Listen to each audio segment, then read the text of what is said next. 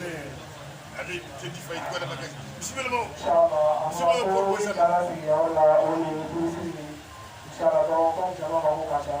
On va continuer comme on est tous ici. On va faire un week-end. Et puis là, on va commencer au cours Inshallah, nous allons faire à la fin Inshallah. On est dans le monde de la semaine Inshallah. Donc, pour battre la boucle là, Inshallah, qu'est-ce qu'on va faire? Donc, quand on s'est dit là, à quoi mais on va faire la semaine de la chez vous. Adam Bungu lan la bi tamit nag dañ koy yàlla da nga mën a indi ren lan la bi Adam Bungu.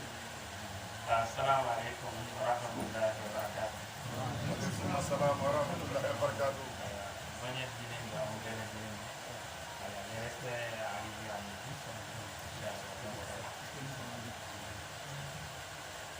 Assalamualaikum warahmatullahi wabarakatuh. Waalaikumsalam warahmatullahi wabarakatuh. Kadang-kadang Bapak dan Dewa Ganggal. Alhamdulillah rabbil alamin. Allah subhanahu wa ta'ala wiri en nula sallallahu alaihi wasallam. Wi annika nisbul iman. Nisbul din. Nula sallallahu alaihi wasallam wi en Dewa Ganggal feccere dina. Sabi Adam ana jogi debbo o goɗi debbo o hakkeji muɗum fof o debbo o handi e to Allah e nulaɗo muɗum ko hakke muɗum omo woɗi fof Allah ya hoƴani o fette ɓe diina makko nden dewgal e ley diina Allah woni wona haala e ɓinguel adama kese so dewgal walano fof ɓinguel adama tan timmi pooji voilà donc s'il vous plaît mes très chers frères en islam Allah subhanahu wa ta'ala nous a montré les mariages c'est la vie de l'homme. S'il n'y avait pas de mariage, ça aurait trouvé que la vie de l'homme était terminée il y a plusieurs milliers d'années. Et les mariages, l'islam aussi a dit dans le prophète sallallahu alayhi wa sallam, Anika nisful iman. Le mariage est une partie de la religion.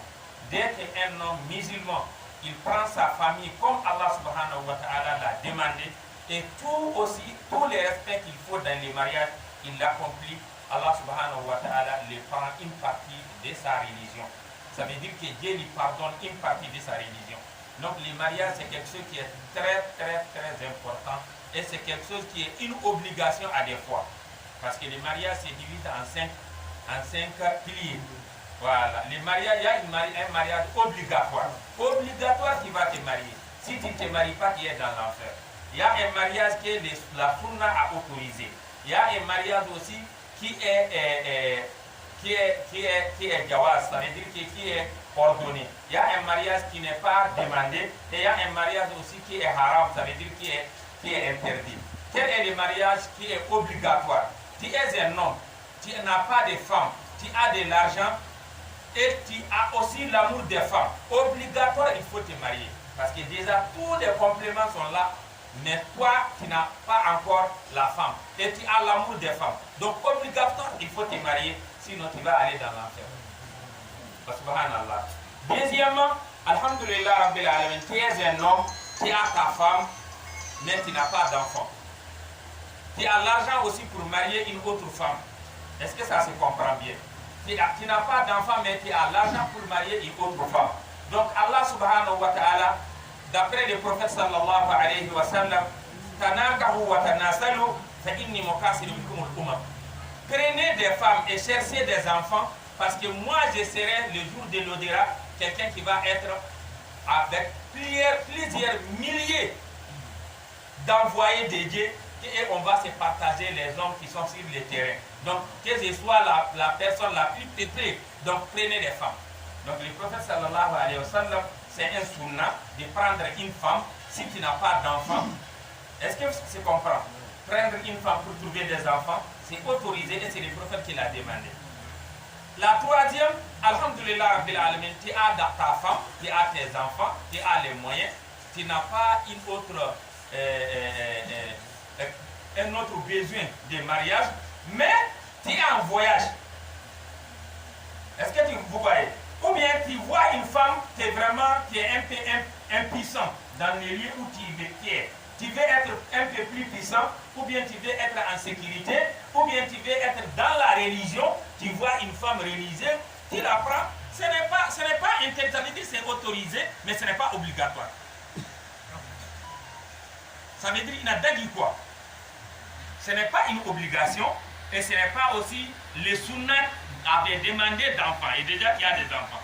Mais tu as les moyens et les droits de prendre deuxième femme, troisième femme, quatrième femme. Ouais. Et il faut qu'on dise, on le répète, hein. Dieu, il y a nulle part dans le Coran où Dieu a parlé d'une seule femme. Il n'y a pas un ayat pour ça. Dieu a commencé à parler des femmes et à féliciter celui qui ont 2 femmes, celui qui ont 3, celui qui ont 4. Fankihu ma qabalakum minan nisa masna, il dit. Wa sulasa wa ruba. Donc vous qui ont les 1 là, vous n'êtes même pas dedans d'abord. Cherchez à trouver deuxième pour qu'on parle de vous. Voilà, parce que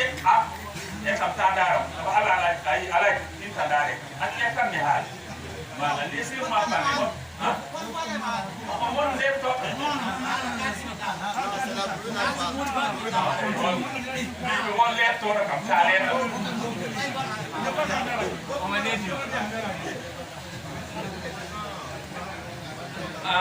Donc, Allah subhanahu wa ta'ala dit Fankihu ma daba lakum minan nisa masna wa thulatha wa ruba. Mariez des femmes dont vous avez l'amour du mariage. Quand vous avez l'amour du mariage, mariez les femmes à partir de 2, 3, 4. Là, on fait les imams. C'est ce que Dieu a dit, non? Donc, alhamdulillah, Rabbil Alamin, Dieu nous a dit de marier des femmes à partir de 2, 3, 4. Mais Dieu a dit, si tu n'es pas marié, il faut te marier.